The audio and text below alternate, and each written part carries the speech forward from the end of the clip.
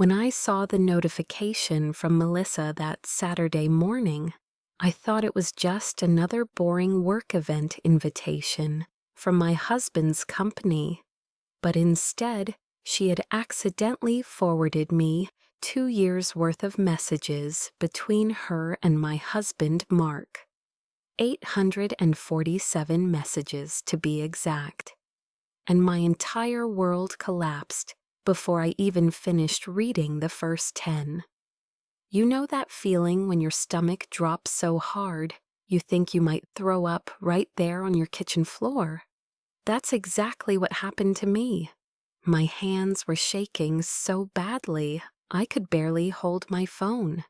The coffee mug I'd been holding crashed to the floor, brown liquid spreading across the white tiles. Like my life spreading into pieces I'd never be able to put back together. Let me back up a little. Mark and I have been married for 8 years. We have 2 beautiful kids, Emma, who's 6, and Jake, who's 4. From the outside, we looked like the perfect family. I'm a successful divorce attorney, which looking back now feels like the universe's cruel joke. He's a financial director at a tech company downtown. We have the nice house in the suburbs, the 2 cars, the family vacations to Disney. Everything you'd expect from a happy, successful couple. Melissa joined his company about 2 years ago as a senior accountant in his department.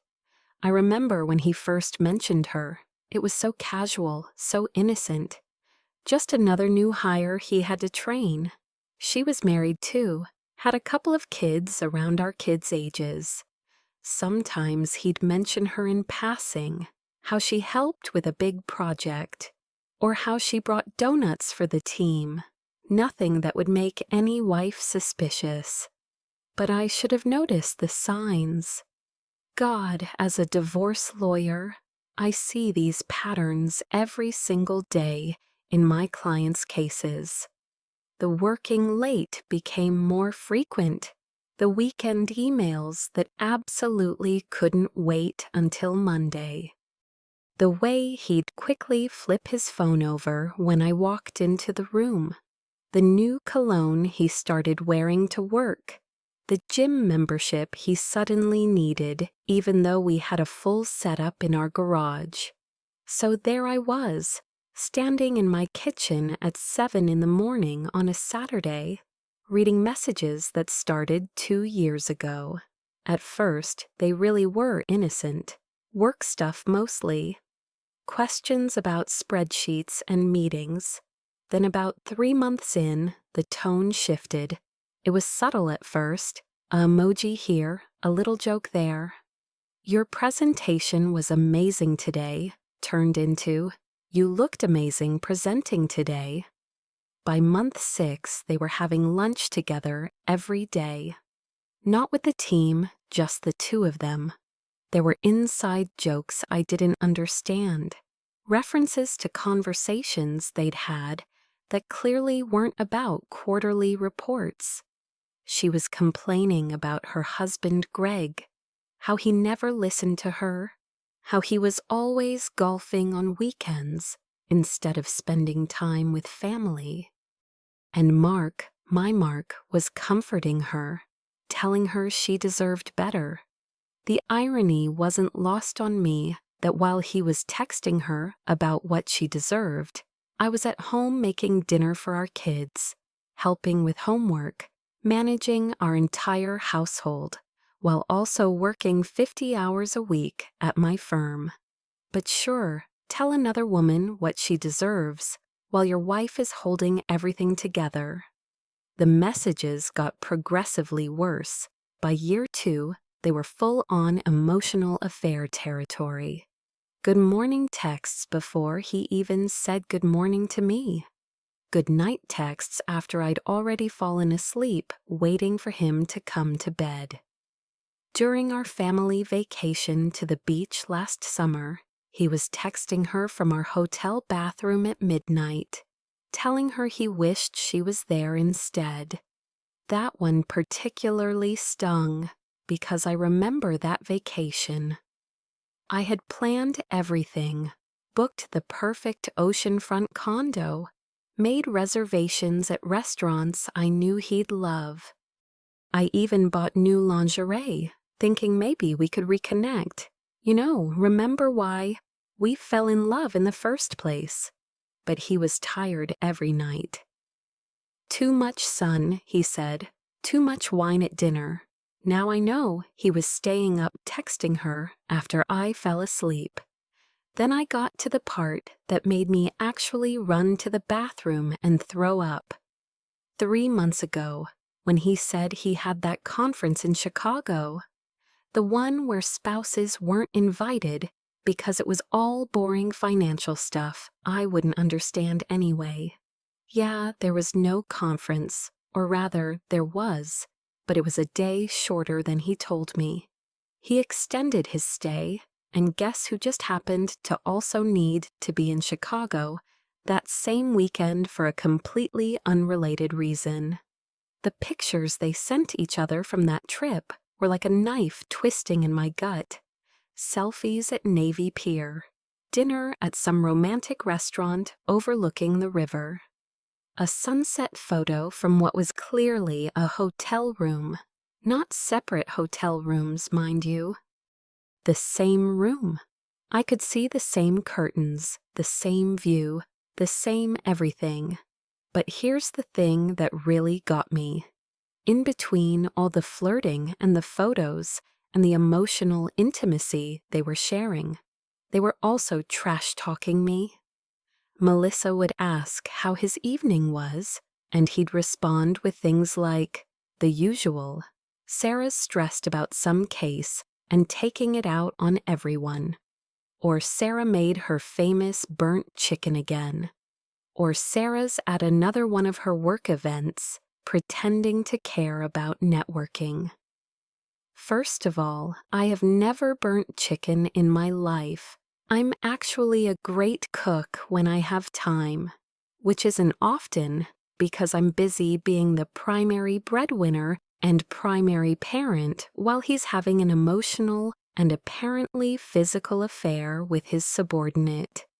Second, those work events I attend, they're called building a career, something that's allowed him to buy his precious BMW and golf membership. Melissa would respond with sympathy, of course. Poor Mark, having to deal with such a cold, career-obsessed wife. She understood him. She appreciated him. She saw his potential. She made him feel alive again.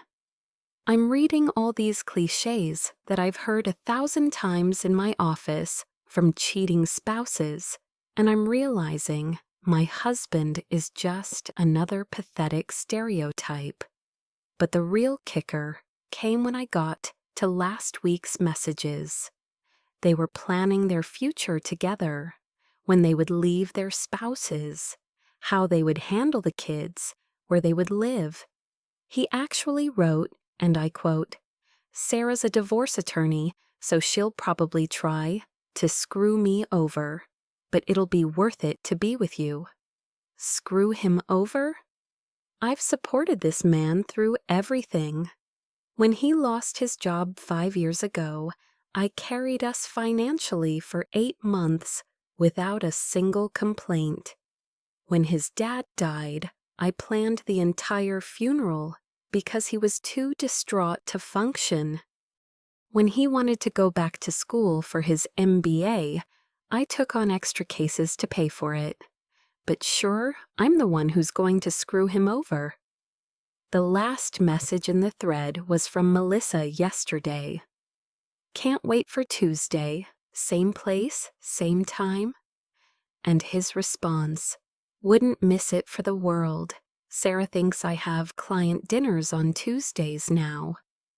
I stood there in my kitchen, surrounded by the breakfast dishes I needed to clean, the kids' artwork on the refrigerator, our family photos on the wall, and I felt nothing. Not anger, not sadness, just nothing. It was like all my emotions just shut down to protect me from the enormity of what I'd just discovered. Then I heard footsteps upstairs. Mark was waking up. In about 5 minutes, he'd come down expecting his Saturday morning coffee and pancakes. The kids would be up soon after, demanding cartoons and cereal. Life would expect me to keep moving, keep pretending, keep being the perfect wife and mother while my world was imploding. But here's the thing about being a divorce attorney. I know exactly how this game is played. I know every dirty trick, every hidden asset, every manipulation tactic. I know how to document everything, how to build a case, how to protect myself and my children. And most importantly, I know how to play the long game. So I did what I do best. I strategized. I took screenshots of every single message and emailed them to my private account. Then I deleted the email from my phone so he wouldn't see it. I cleaned up the broken coffee mug, made a fresh pot, and started making pancakes like it was any other Saturday morning. When Mark came down, I smiled and kissed him good morning. He grabbed his coffee, complained about having to work on some spreadsheets over the weekend, and I sympathized like a good wife should. When he mentioned his Tuesday client dinner, I told him that was fine. I'd take the kids to my mom's. He had no idea that I was already 3 steps ahead of him. The first thing I did Monday morning was call my best friend from law school, Jennifer. She's also a divorce attorney, but more importantly, she's the shark you want in your corner when things get ugly. I couldn't represent myself, obviously, but I could have the next best thing. I sent her everything, and I could hear her jaw drop through the phone as she read. Sarah, this is gold. He's having an affair with a subordinate. That's a sexual harassment lawsuit waiting to happen. His company will flip, and these messages about hiding assets, planning to leave, this is everything we need. But I wasn't ready to pull the trigger yet. I wanted more. I wanted to understand the full scope of what was happening. So I did something I'm not proud of, but desperate times and all that. I hired a private investigator. Yes, it's cliché, but it's effective. Within a week, Mike, my PI, had everything. Photos of them at their Tuesday rendezvous spot, which turned out to be a hotel near the airport. Records showing Mark had been paying for it with a credit card I didn't know existed, opened with his bonus last year. The bonus, he told me, went to our savings account for the kids' college funds.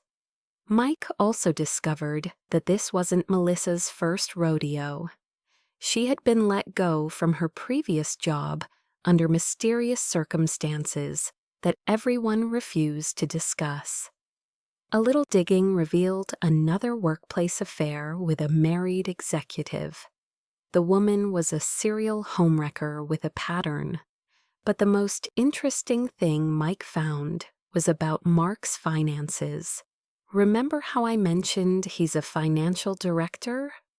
Well, turns out he's been very creative with our money.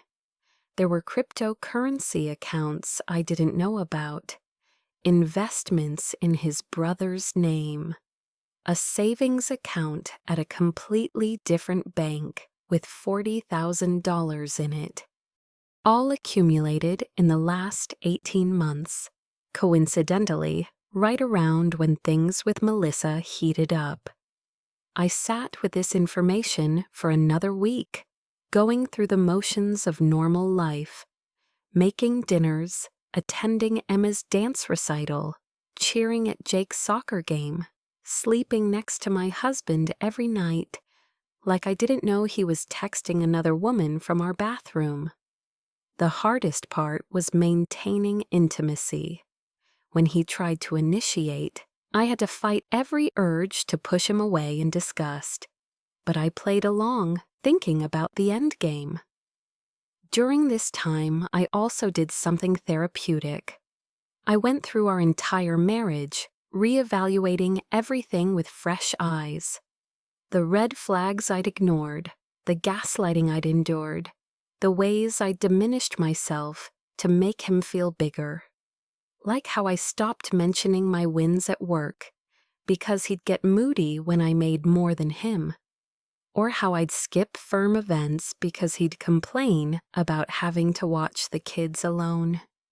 I realized that even before Melissa, our marriage had been dying. I'd just been too busy, too optimistic, or maybe too scared to admit it. I was the frog in the slowly boiling water, not realizing I was being cooked alive until it was almost too late. 3 weeks after discovering the messages, I decided it was time. But I wasn't going to just file for divorce. That would be too easy, too clean. No, I wanted them to know that I knew. I wanted them to feel a fraction of the humiliation and betrayal they'd caused me. So I planned a dinner party, a big one. I invited Mark's parents, his brother and sister-in-law, our couple friends, and at Mark's suggestion, when I mentioned I was planning something special, some of his work colleagues, including Melissa and her husband Greg. Mark was thrilled. He thought I was finally making an effort to be more involved with his work life. He even offered to help with the planning, but I insisted I had it covered. I wanted everything to be perfect, I told him, and I meant it, just not in the way he thought. The day of the dinner arrived. It was a Saturday, exactly 1 month after I'd received those messages. I'd hired caterers, decorated the house beautifully, and prepared a special presentation about our wonderful 8 years of marriage. Mark was so proud, showing off our home, our life, our perfect family facade to his colleagues. Melissa arrived with Greg, and I have to say, seeing her in person, knowing what I knew was surreal. She's pretty, I'll give her that. Blonde, petite, perky, in that way that probably makes insecure men feel powerful. She hugged me like we were old friends, complimented my dress, my house, my children. The audacity was almost impressive. Greg seemed nice enough, quiet, a bit nerdy, clearly uncomfortable at social events. He stuck close to Melissa, who basically ignored him, while her eyes tracked Mark around the room. It was so obvious now that I knew. The lingering looks, the way she laughed too hard at his mediocre jokes, how she found excuses to touch his arm. How had I missed this before? Dinner was served, and everyone was having a great time. Mark's mom was going on about how proud she was of us, how we were relationship goals. Our friends were toasting to many more years of happiness. I smiled and nodded, waiting for the perfect moment. After dessert, I stood up with my wine glass, tapping it gently to get everyone's attention. I want to thank you all for coming tonight, I began, my voice steady despite my racing heart. As many of you know, Mark and I have been married for 8 wonderful years. We've built a life together, had 2 amazing children, and I thought we were partners in every sense of the word. Mark was beaming, completely oblivious to what was coming. Melissa had gone a bit pale, though. Maybe she sensed something in my tone. I've prepared a little presentation, I continued, gesturing to the TV I'd connected to my laptop. A journey through our marriage, you might say. Some highlights from our life together. The first few slides were normal. Our wedding photos, the kids being born, family vacations. Everyone was cooing and awing appropriately. Mark reached over to squeeze my hand, and I let him, smiling sweetly. Then I clicked to the next slide. It was a screenshot of a text message. "Your presentation was amazing today," transitioning to, "You looked amazing presenting today." The room went quiet, confused. I clicked again. More messages, progressively more intimate. "I can't stop thinking about you. Last night was incredible. When can I see you again?" The room was dead silent now. Mark's hand had gone rigid in mine. I could see him trying to figure out how to play this, his mind racing. Melissa looked like she might vomit. Greg was staring at the screen, his face slowly turning red as recognition dawned. "Now, some of you might be wondering what these are," I said conversationally, like I was giving one of my courtroom presentations. "These are messages between my husband and Melissa over the past 2 years. But wait, there's more." The next slide was a photo. Mark and Melissa at the hotel, kissing in the parking lot. Credit card statements for the hotel rooms. The cryptocurrency accounts, the hidden savings, every piece of evidence laid out like a case file. Mark's mother gasped. His father stood up, fury written across his face. Greg was now standing too, staring at Melissa with a mixture of betrayal and rage I recognized all too well. The room erupted in chaos. "Sarah, I can explain," Mark started, but I held up my hand. "No need, everything's pretty self-explanatory." "Oh, and Melissa," I turned to her with my sweetest smile. "Next time you want to forward your lover's messages to someone, maybe double-check the recipient. Although I should thank you, you've made my job so much easier." She burst into tears, trying to grab Greg's arm as he stormed out. Mark was desperately trying to calm his parents, who were absolutely laying into him. Our friends were gathering their things, clearly uncomfortable, but also unable to look away from the train wreck. In the midst of the chaos, I pulled out an envelope from my purse and handed it to Mark. "You've been served," I said simply. "The divorce papers are all ready, and don't worry, I won't screw you over. I'll just take exactly what I'm entitled to," which, given the evidence of adultery, hidden assets, and financial manipulation, is quite a lot. The aftermath was swift and brutal. By Monday, the entire office knew about Mark and Melissa's affair. HR got involved immediately. Having an affair with a subordinate is a big no-no, especially when there's this much evidence. Mark was put on administrative leave pending investigation. Melissa was fired outright, probably because of her history. Greg filed for divorce too. He called me a few days after the dinner, thanking me for exposing the truth. He'd suspected something but had no proof. We actually became friends through this whole ordeal, bonding over our shared betrayal. It's platonic before you ask. Neither of us is ready for anything beyond friendship, maybe ever.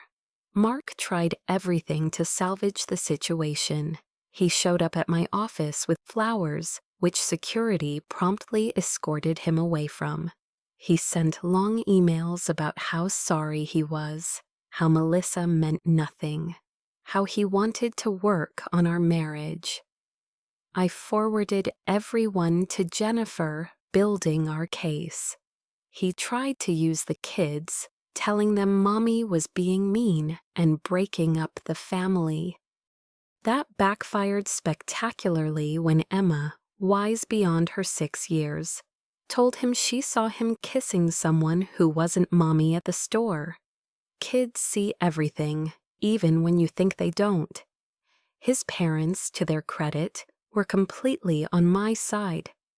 His mother called me crying, apologizing for raising such a disappointment. She even offered to testify if needed, saying she'd witnessed his neglectful behavior at family events. His father went further, cutting him out of the family business he was supposed to inherit. The divorce proceedings were almost anticlimactic after that dramatic dinner. With all the evidence I had, Mark had no choice but to agree to my terms. I got the house, primary custody of the kids, generous alimony and child support, and most of our savings. The hidden assets he'd tried to squirrel away, those became mine too, plus penalties for trying to hide them. Melissa tried to contact me once, sending a long Facebook message about how sorry she was, how she never meant for things to go so far, how she was getting therapy. I didn't respond, but I did screenshot it and send it to her husband's divorce attorney as a courtesy. The last I heard, Mark was living in a one-bedroom apartment across town, still unemployed because word got around the industry about why he was let go. Melissa moved back in with her parents in another state. Their great love affair that was worth destroying 2 families for? It lasted about 2 weeks after everything came to light. As for me, well, it's been 6 months now, and I'm doing better than I have in years. The kids are adjusting well. We've got a good routine, and they're in therapy to help process everything. I've thrown myself into work and recently made senior partner at my firm. Turns out, the story of how I handled my own divorce has become somewhat legendary in legal circles. I've also started dating again. Nothing serious yet, but it's nice to remember what it feels like to be valued, to have someone actually interested in my thoughts and opinions, not just what I can do for them. Jennifer keeps trying to set me up with every divorced dad she knows, but I'm taking my time. I've learned to trust my instincts again. Looking back, I should have seen it coming. All the signs were there. The distance, the criticism, the way he'd light up when his phone buzzed, but look annoyed when I tried to talk to him. But I was so busy trying to keep all the balls in the air, work, kids, house, marriage, that I didn't notice the foundation crumbling until it all came crashing down. Sometimes I wonder what would have happened if Melissa hadn't accidentally sent me those messages. Would I have found out another way? Would they have eventually left their spouses for each other? Would I have spent years more in a marriage that was slowly killing my spirit? In a weird way, I'm grateful for that mistake. It freed me from a prison I didn't even know I was in. The funny thing is, I'm a divorce attorney. I see this every day. The affairs, the lies, the hidden money, the gaslighting. I give my clients advice on how to protect themselves, how to see the signs, how to get out safely. But when it was my own marriage, I had all the same blind spots everyone else does. Love makes fools of us all, I guess. But here's what I've learned. Betrayal like this, it's not about you. It's about them. Their insecurities, their need for validation, their inability to communicate or commit. I spent weeks wondering what I could have done differently. Was I not attractive enough? Not attentive enough? Too focused on my career? But the truth is, nothing I could have done would have prevented this. When someone decides to cheat, that's on them. I've also learned that revenge, while satisfying in the moment, isn't really the goal. The goal is justice and protecting yourself and your children. That dinner party wasn't just about humiliating them, though I won't lie, that felt pretty good. It was about taking control of the narrative. I wasn't going to be the last to know, the pitiful wife everyone whispered about. I was going to own my story. The kids still see Mark every other weekend. He's trying to be a better father now, probably because he has nothing else left. Emma's still a bit cold with him, but Jake's young enough that he's just happy to get 2 birthdays and 2 Christmases now. Silver linings, right? My advice to anyone going through something similar? Document everything. Trust your gut. Don't be afraid to be the villain in their story if it means being the hero in yours. And most importantly, remember that this too shall pass.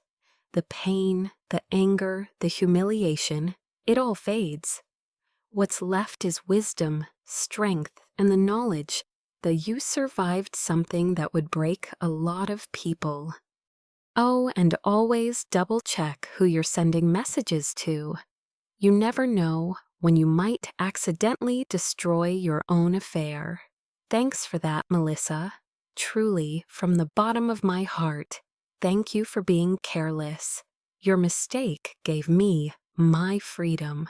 As I sit here now in my house that's truly mine, watching my kids play in the backyard without the tension that used to permeate every family moment, I realize I'm happy.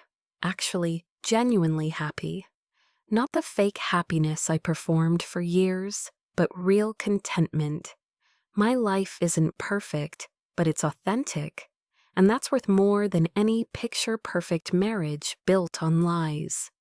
Mark texted me yesterday, something about wanting to talk, to maybe try again for the kids' sake. I didn't respond. There's nothing left to say. That chapter is closed, and I'm already writing the next one. And this time I'm the only author.